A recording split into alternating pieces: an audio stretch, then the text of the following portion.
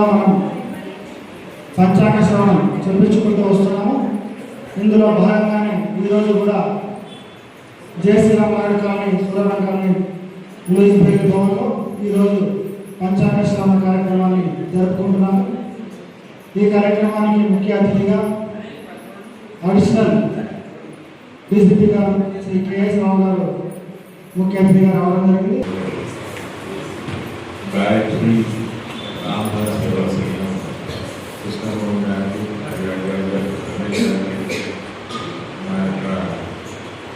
ధన్యవాదాలు తెలుసుకుంటూ ఇది చాలా సంవత్సరాల నుంచి ఆర్గనైజ్ చేస్తుందని చెప్తూ ఇయర్ లాగానే ఈరోజు ఈసారి కూడా ఆర్గనైజ్ చేస్తుంది. సో చాలా సంతోషంగా ఉంది ఈ దాంట్లో పాల్గొనడం. అసలు నేను ఉద్యోగ బాధ్యతలు బయటపడేటప్పుడు చాలా ఎప్పుడు చిన్నప్పుడు పోతున్నాను ఇంట్లో పంచాంగ చూడాలని సంతోషంగా కృష్ణమోహన్ గారు ఇన్విటేషన్ వల్ల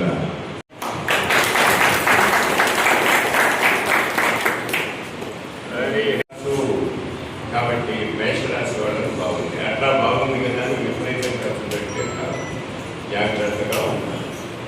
ఇకపోతే వృషభ రాశి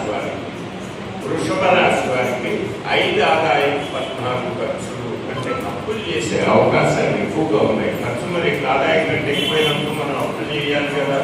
కాబట్టి అప్పు చేయకుండా ఉన్న దాంట్లో సర్దుకొని జాగ్రత్తగా వెళ్ళడం నేర్చుకోవాలి. మిథున రాశి వారికి 8 ఆదాయం 11 ఖర్చు. కర్కాటక రాశి వారికి 2 ఆదాయం 11 ఖర్చు. సింహరాశి వారికి 5 ఆదాయం 5 ఖర్చు. కన్యా రాశి వారికి 8 ఆదాయం 11 ఖర్చు. తులారాశి వారికి 5 ఆదాయం 14 ఖర్చు. వృశ్చిక రాశి వారికి 11 ఆదాయం 5 ఖర్చు. ధనుసు రాశి వారికి 14 ఆదాయం 11 ఖర్చు. మకర రాశి వారికి 2 ఆదాయం 8 ఖర్చు. మేషరాశి వాళ్ళకి 14 ఆదాయం 11 ఖర్చు. ఇక మేషరాశి వాళ్ళకి 2 రాజపూజ్యం 4 అవమానం. వృషభ రాశి వాళ్ళకి 5 రాజపూజ్యం 4 అవమానం. మిథున రాశి వాళ్ళకి 1 రాజపూజ్యం 7 అవమానం. కర్కాటక రాశి వాళ్ళకి 4 రాజపూజ్యం 7 అవమానం.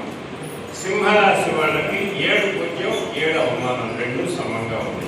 కన్యా రాశి వాళ్ళకి 3 పూజ్యం 3 అవమానం, సమంగా ఉంది వాళ్ళకి.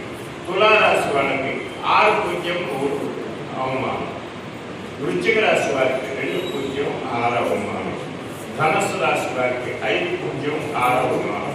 మకర రాశి వాళ్ళకి 1 పూజ్యం 2 అవమానం. కుంభరాశి వాళ్ళకి 4 పూజ్యం 2 అవమానం. మీన రాశి వాళ్ళకి 7 పూజ్యం 2 అవమానం.